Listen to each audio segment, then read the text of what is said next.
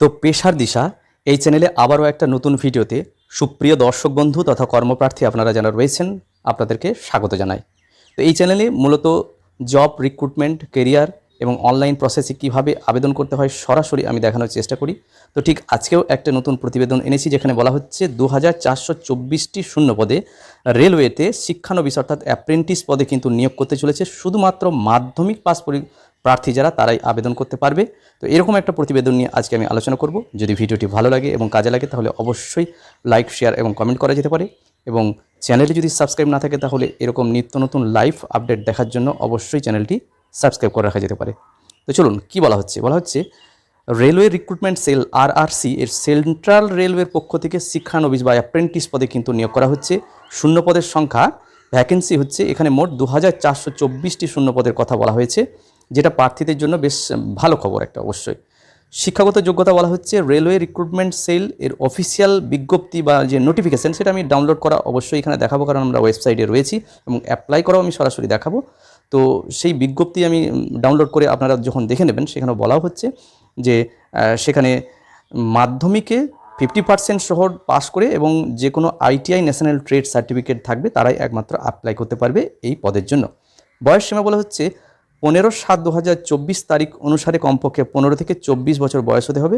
এছাড়া যে সমস্ত সংরক্ষিত প্রার্থীদের জন্য বয়সে শিথিলীকরণ থাকে সেগুলো অবশ্যই থাকবে।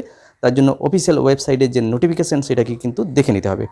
এবার আবেদন পদ্ধতি আমরা পুরো প্রতিবেদনটা আগে দেখে নিই, তারপরে কিন্তু আমি সরাসরি এই যে ওয়েবসাইট রয়েছে এই ওয়েবসাইটে আমি দেখাবো এবং ওয়েবসাইটের লিঙ্ক আমি ডেসক্রিপশন বক্সে দিয়ে দেবো, যাতে করে আপনারা নির্দিষ্ট যোগ্যতা সম্পন্ন যারা রয়েছেন তাদের ক্ষেত্রে অবশ্যই সুবিধা হয়। তো ওখানে সেন্ট্রাল রেলওয়ের যে রিক্রুটমেন্ট সেল সেই ওয়েবসাইটে গিয়ে এখানে প্রথমে ডাউনলোড করে নিতে হবে নোটিফিকেশানটি। সেটা ভালোভাবে পড়ার পর এখানে কিন্তু অ্যাপ্লাই অনলাইন থাকবে, সেইটাকে এই যেমন এখানে আমরা দেখতে পাচ্ছি অ্যাপ্লাই অনলাইন আছে, এখানে কিন্তু গিয়ে অ্যাপ্লাইটা করে নিতে হবে। ফি প্রদান করতে হবে এবং যে সমস্ত নথি বলেছে সেগুলোকে দিতে হবে। দেওয়ার পর অবশ্যই ফর্মটি যখন সাবমিট হয়ে যাবে একটা প্রিন্ট করে রেখে দেবেন। আবেদন মূল্য হচ্ছে জেনারেল OBC প্রার্থীদের জন্য 100 টাকা করে এবং SC ST PWD দিন কোনো ফি লাগবে না। গুরুত্বপূর্ণ তারিখ 16/7/2024 তারিখ থেকে আবেদন প্রক্রিয়া শুরু হয়েছে, চলবে আগামী 15/8/2024 তারিখ পর্যন্ত। এখানে নির্বাচন প্রক্রিয়া বলা হচ্ছে প্রধানত রেলওয়ে রিক্রুটমেন্ট সেলের নির্বাচনের ভিত্তি করে শিক্ষাগত যোগ্যতা এবং ITI পরীক্ষার প্রাপ্ত নাম্বারের ভিত্তিতে সাধারণত এই রিক্রুটমেন্ট প্রসেসটি কমপ্লিট করা হবে। তো আমরা এই ওয়েবসাইটে রয়েছি, আমরা নোটিফিকেশনটি যদি ডাউনলোড করি এখানে আমরা দেখতে পাচ্ছি যে click here for view or download the notification. তো আমি ডাউনলোড করে রেখেছি, আপনাদেরকে আমি দেখিয়ে দিচ্ছি। তো এটা মূলত সেন্ট্রাল রেলওয়ে, আমরা দেখতে পাচ্ছি রেলওয়ে রিক্রুটমেন্ট সেল অর্থাৎ RRC এর official notification engagement of apprentice under the apprentice act 1961 এবং এখানে ওপেনিং ডেট বলা হচ্ছে 16/7/2024 তারিখ থেকে শুরু হয়েছে, 15 আগস্ট 2024 পর্যন্ত চলবে। এই নোটিফিকেশানটি অবশ্যই ডাউনলোড করে পুরো বিষয়টা আগে ভালোভাবে পড়ে নেওয়ার পর কিন্তু অনলাইনে অ্যাপ্লাই করতে হবে। এটা কিন্তু এখানে নিচে যদি আমরা যাই এখানে ভ্যাকেন্সি কত কি আছে সমস্ত কিছু ডিটেলস এখানে দেওয়া আছে, আপনারা এটা অবশ্যই দেখে নেবেন, তারপরে অনলাইন অ্যাপ্লাই যাবেন। আমি অফিসিয়াল ওয়েবসাইটে আবার ফিরে এসে অনলাইন কীভাবে আবেদন করতে হয় সেটা আমরা দেখাচ্ছি।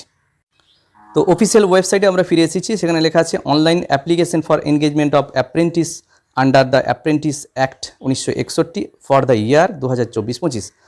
Now click here to apply online. তো এখানে আমরা ক্লিক করলে একটা ফর্ম খুলে যাবে, যে ফর্মে প্রথমে রেজিস্ট্রেশন করে নিতে হবে। যাদের রেজিস্ট্রেশন করা আছে তারা রেজিস্ট্রেশন পাসওয়ার্ড দিয়ে ID পাসওয়ার্ড দিয়ে তারা ঢুকে যাবেন।